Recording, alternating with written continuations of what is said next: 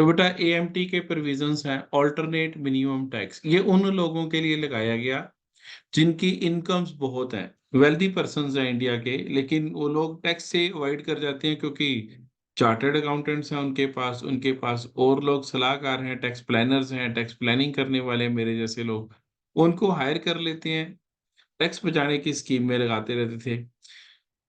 Income huge होने के बाद भी, वेल्दी होने के बाद भी टैक्स जीरो देते थे, मिनिमम देते थे।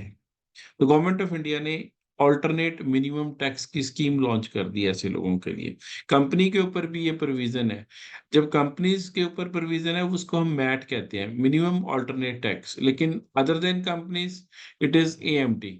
The provisions of AMT are applicable to individual, HUF, association of persons, body of individuals, partnership firms and artificial judicial persons. ये लिखा है बेटा, this provisions are applicable. Conditions हैं, दो कंडीशंस हैं, अगर दोनों कंडीशन फुलफिल होंगी तो ही एएमटी लगेगा। अगर एक कंडीशन फुलफिल होती है दूसरी नहीं होती तो एएमटी के प्रोविजंस नहीं लगेंगे इंडिविजुअल एचयूएफ के ऊपर। क्यों नहीं लगेंगे? ये दो कंडीशंस बड़ी इंपॉर्टेंट है, पढ़े बेटा। एक तो adjusted total income of that non corporate assessee is more than ₹20 lakh except partnership firm. Partnership firm में नहीं होता ऐसे, पार्टनरशिप फर्म में एएमटी लगता ही लगता है। तो आपने क्या देखना है कि उसकी इनकम 20 लाख से ज्यादा होनी चाहिए। एडजस्टेड इनकम वो निकालनी भी सिखा देंगे कि कैसे निकालते हैं, टोटल एडजस्टेड इनकम। और दूसरी प्लस, दूसरा है एंड या प्लस, क्या है दूसरी कंडीशन कि इन्होंने प्रोविजंस में the assessee had claimed deductions under any of the following. उन्होंने डिडक्शंस क्लेम करी हो, कहां पर क्लेम करी हो?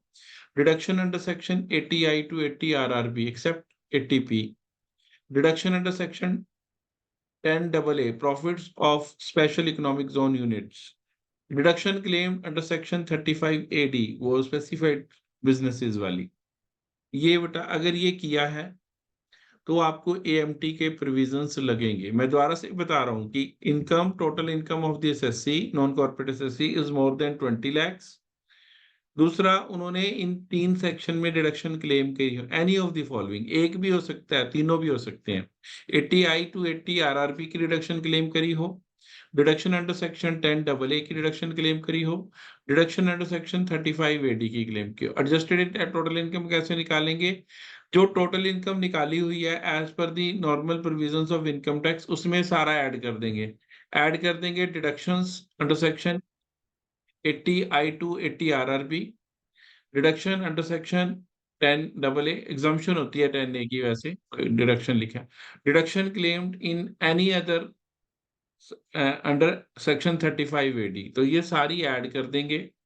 ऐड करने के बाद जो अमाउंट आएगा वो एडजस्टेड टोटल इनकम आती है। ये सारा करने के बाद जो हमारे पास अमाउंट आएगा that will be adjusted total income. ये एडजस्टेड टोटल इनकम आ जाएगी।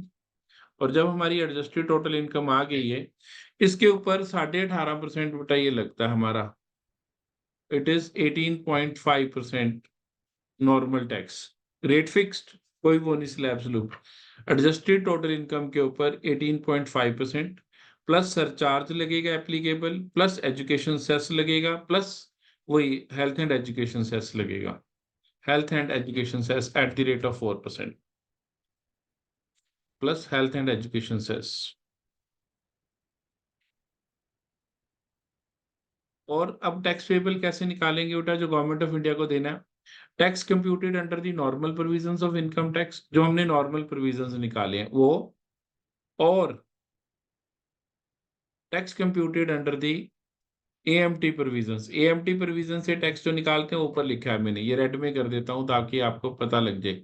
एएमटी प्रोविजंस का टैक्स जो रेड में कैलकुलेट किया है ये वाला, और tax computed under the normal provisions of the income tax act, whichever is higher is payable to government of India. इन दोनों में कंपैरिजन होएगा और दोनों में से जो हायर आएगा, इन दोनों में कंपैरिजन बेटा, whichever is higher, higher value is liable to be paid in tax by way of taxes, तो higher amount of taxes, tax computed as per the normal provisions, दोबारा से समझ लो, tax computed under the normal provisions of the income tax act और tax computed under the AMT provisions, whichever is higher, तो जो हमारा higher होगा वो लगेगा बेटा इन दोनों में से। बस यही ध्यान रखना है। तो इसका अब हम क्वेश्चन करने लगे हैं। आप स्क्रीन पे देखें, क्वेश्चन आ गया हमारे पास। क्वेश्चन हमारा कहता है the total income of an individual 45 years computed under the normal provisions of Income Tax Act is 10 lakh. However, the adjusted total income of the assessee computed as per section 115 JC, इसी को ही कहते हैं, मतलब AMT provisions, amounted to rupees 30 lakh. Calculate the final tax liability of the individual for the assessment year 23-24. निकाल देते हैं, कोई problem नहीं है। Before we start with this thing, हमें पहले हम नॉर्मल प्रोविजन से टैक्स निकालेंगे। टैक्स अंडर नॉर्मल प्रोविजंस, तो टैक्स निकाल लेते हैं under normal provisions of the act. Tax of mister X under normal provisions.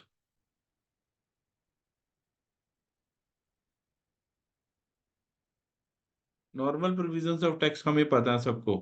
First 2,50,000 नील, इसमें वो तो है नहीं बेटा कैजुअल इनकम वगैरह, वो तो ऐसे ही रहेगा सारी जगह, हम उसके लिए नहीं, उसकी बात नहीं कर रहे हैं हम, नॉर्मल प्रोविजन। तो हम इसमें लगाएंगे फर्स्ट 2,50,000 तक नील, नॉर्मल एसएससी है, एज इज लेस देन, तो इसको नील लगेगा, नो टैक्स नील। फिर next 2,50,000, it is at the 5%, it is 12,500। फिर next 5 lakh, it is at the rate of 20%, it will be 1 lakh। और इसके बाद बेटा 10 लाख तक लग गया मेरे ख्याल टैक्स, हाँ 10 लाख तक ये हमारा एक्चुअल टैक्स आ गया। इसको सरचार्ज लगेगा ही नहीं, तो एक्चुअल टैक्स 1,12,500। सरचार्ज लगेगा नहीं, हेल्थ एंड एजुकेशन सेस लगेगा 4%, तो वो लगा देते हैं, हम ऐड कर देते हैं, ना सरचार्ज ना rebate, at health and education cess at the rate of 4% on the total tax, यही टोटल टैक्स आ गया। This will be taken as total tax. 1,12,500 के ऊपर अगर हम निकालेंगे 4,500, it will be tax payable to Government of India 1,17,000। अब ये बेटा हमारा आ गया tax under the normal provisions of income tax act. जो हम नॉर्मल हम टैक्स निकालते हैं वो यही तरीका होता है, इसमें तो कोई चेंज नहीं हमने किया।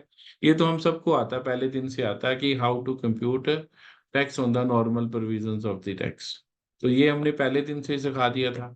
ये एक्चुअल टैक्स और ये टैक्स पेबल, यही हमारा एक्चुअल टैक्स था, यही हमारा नॉर्मल था बेटा, यही एक्चुअल टैक्स और यही टोटल टैक्स, टोटल और ये सेम है।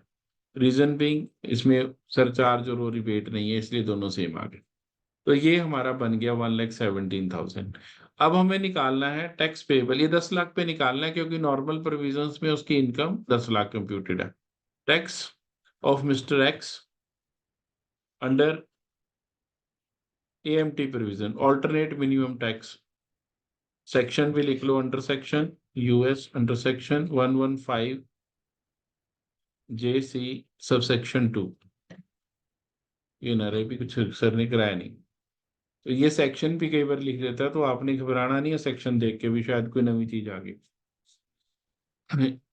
ये आ गया जी। अब इसमें क्या करना है, अब इसमें हमने एडजस्टेड टोटल इनकम निकालनी है। एडजस्टेड टोटल इनकम निकालने का मैंने पहले ही आपको फॉर्मूला बता दिया। टोटल इनकम, जो एडजस्टेड टोटल इनकम आएगी उसके ऊपर 18.5% लगाना है, 18.5% ये लगा देना है। लगाकर ये देखो लिखा भी हम 18 में, प्लस इस पे सरचार्ज लगने का, plus health and education cess. अब इन दोनों में से जो हायर आएगा वो लेना है, health and education cess at the rate of 4% of this amount. ये वाला ऊपर जो निकाला है 1,17,000 और this amount whichever is lower. तो ये देख लेना आपने कौन सा लोअर है, यहीं पे निकालने लगे हम। तो यहाँ पर हम वो डाल देते हैं एक कॉलम ऐसे ही, 3 कॉलम वाली रोज, ताकि दोनों में फर्क रहे। आपको दिखाना भी था ना बेटा मैंने भी कैसे बनाया।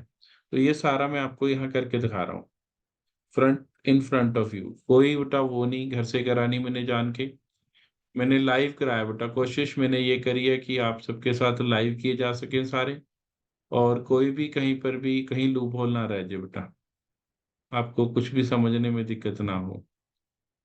ये आपकी स्क्रीन के ऊपर ले आया बेटा। अब हम इसके ऊपर टैक्स निकालना सिखा रहे हैं बेटा। एएमटी प्रोविजंस पे टैक्स कैसे निकालेंगे वो आपको सिखा रहा हूँ। How to compute tax. तो एडजस्टेड टोटल इनकम है 30 lakh. Adjusted total income 30 lakh. 30 lakh के ऊपर 12.5%, 18%, सॉरी 30 लाख। इसके ऊपर फ्लैट रेट है, इसमें तो कंप्यूट ही नहीं करना होगा। लेकिन निकालना किसके लिए बेटा वो मैंने आपको बता दी है। उस high and professional income individual के लिए जिसकी टोटल इनकम 50 लाख से ऊपर है, सॉरी 20 लाख से ऊपर है, और उसने वो डिडक्शंस क्लेम करी हैं जो हमने जिसका नाम लिया था।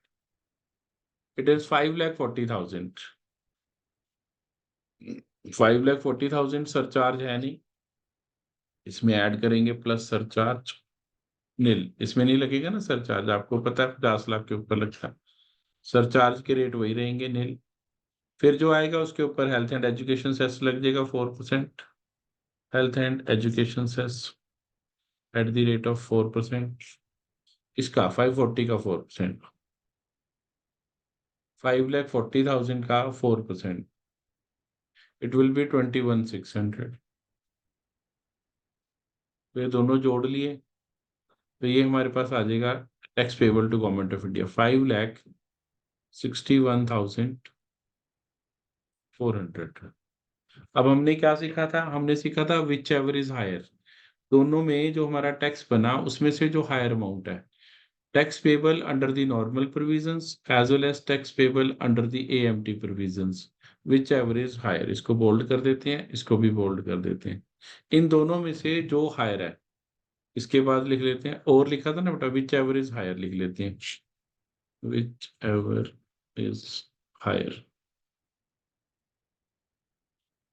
सो अगली लाइन में लिखते हैं, सो टैक्स पेबल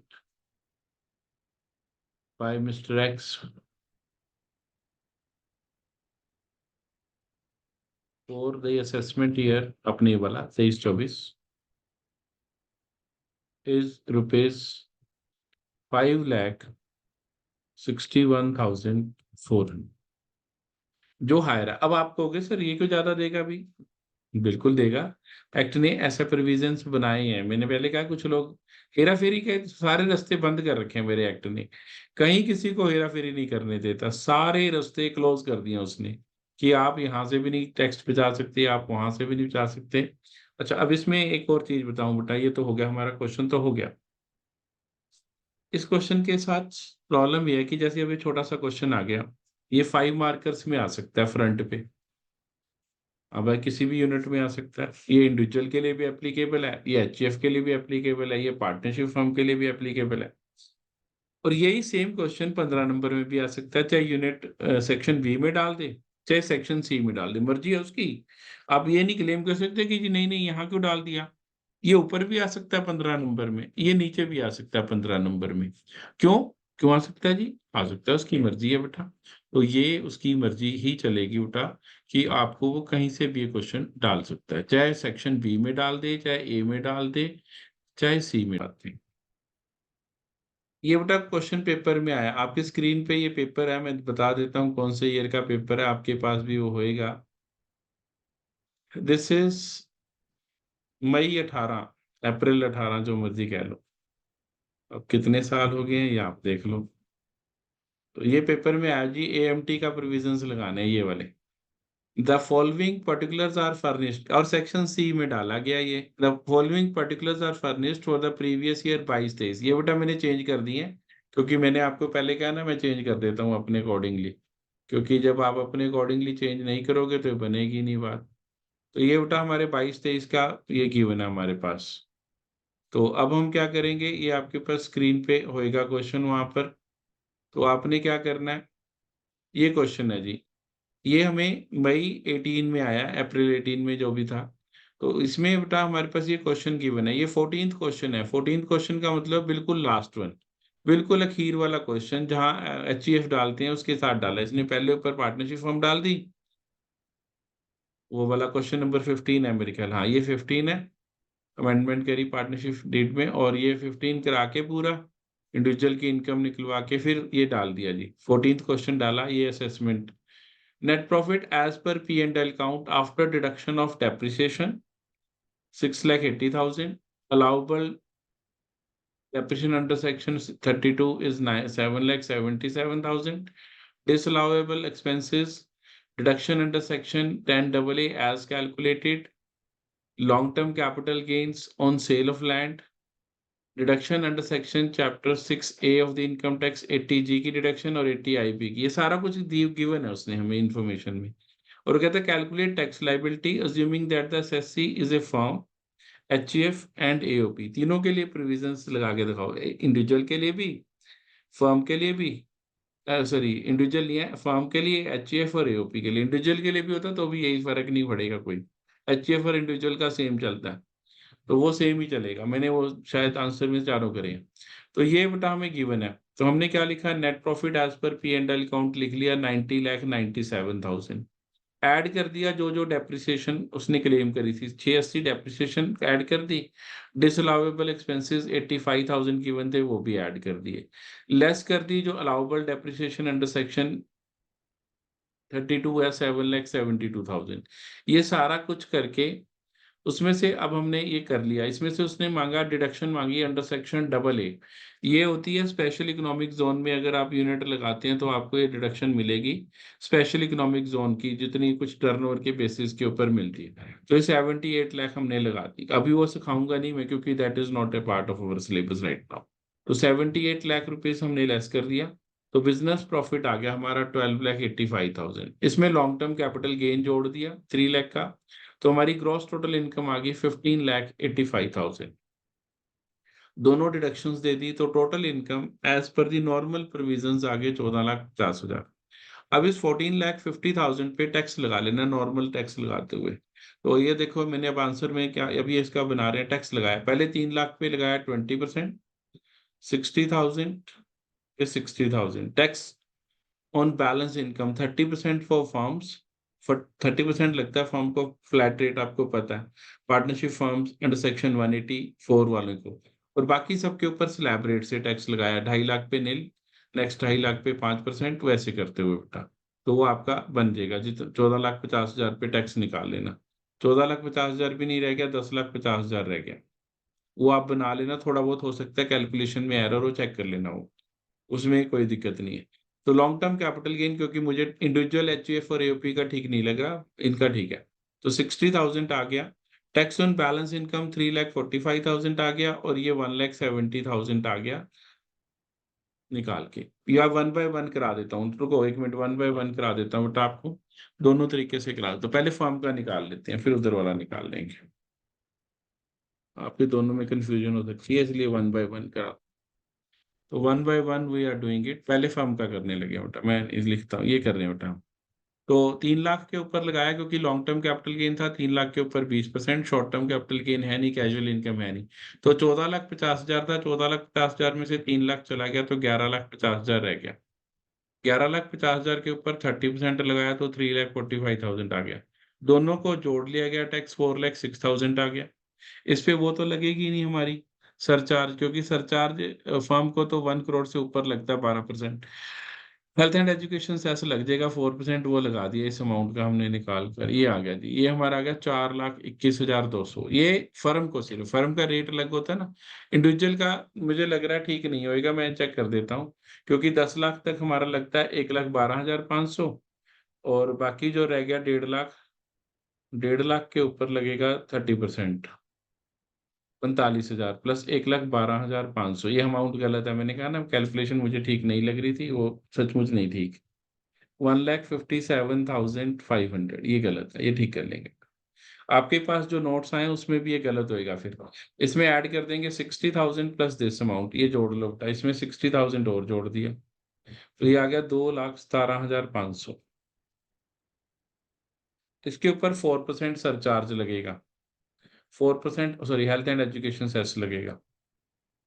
इसका 2,17,500 का 4%, ये आ गया 8,700। तो जो हमारा टैक्स बनेगा 8,700, सॉरी 8,700 प्लस 2,17,500, 2,26,200, ये टैक्स बनेगा 2,26,200। तो this is the amount of tax under normal conditions. अब जब हमने मैट में निकालना है, मैट में बेटा क्या करना है, ये 14,50,000 टोटल इनकम ले ली गई जो ऊपर कैलकुलेट की थी, सबके लिए सेम रहेगी फॉर ऑल, क्योंकि ये तो एडजस्टमेंट तो सेम ही करनी है। तो ये 14,50,000 ये ले ली, जो 80 आईपी की डिडक्शन ली थी वो भी ऐड कर दी, जो exemption under section 10 AA claim करी वो भी ऐड कर दी, ऐड करके 78 लाख आ गया। एडजस्टेड टोटल इनकम 93,30,000, ये दोबारा से निकालनी पड़ी, सबके लिए सेम तरीका है। 93,30,000 पे 18.5% लगा दिया, लगा दो, ये आ गया 17,26,050, दोनों के लिए सेम। सरचार्ज फिर भी नहीं लगेगा, कि लगेगा सरचार्ज? यस लगेगा, सरचार्ज इसको लगेगा बेटा, इनको लगेगा, इसमें सरचार्ज जोड़ना है, इसमें मिसिंग है। ये 50 लाख के ऊपर हो गया सरचार्ज, 50 लाख के ऊपर सरचार्ज जुड़ेगा, कितना सरचार्ज जुड़ता है? 10% और जुड़ेगा, तो इसका द्वारा निकालते हैं, इंडिविजुअल एंड HF के लिए सरचार्ज जुड़ेगा 17,26,050 आ गया। इस पे सरचार्ज जुड़ जाएगा 10%, 1,72,605। ये जोड़कर जो अमाउंट आएगा उसके ऊपर बेटा फिर हम 4% हेल्थ है, ये ज्यादा ही बनेगा, इसी से ही देना पड़ेगा। और इधर आएगा, ये मैं निकाल देता हूँ अभी, पहले इसी को ही कर लेते हैं। 17,172,6,050, ये आ गया 18,98,655, इसके ऊपर 4%, 75,946,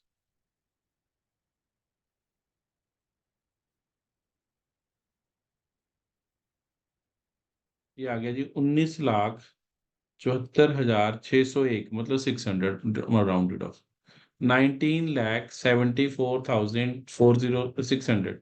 इधर आ रहा था बेटा 2 लाख कुछ, 2,26,000 ये लिखा था, 226,200, और इधर आ रहा है 19,74,000, whichever is higher is payable, तो हायर ये वाला अमाउंट है, ये पे करेंगे बेटा, तो ये हमारा हायर अमाउंट इज पेबल, तो ये हमने हटा देना बेटा। और दूसरी तरफ अगर हम जो दूसरे की बात करते हैं, तो अब इसकी भी देखो बेटा, इसमें कोई फर्क नहीं है, 93,30,000 पे 18.5% निकाला, 17,26,050, इस पे सरचार्ज लगेगा नहीं, हेल्थ एंड एजुकेशन सेस लगेगा 69,842।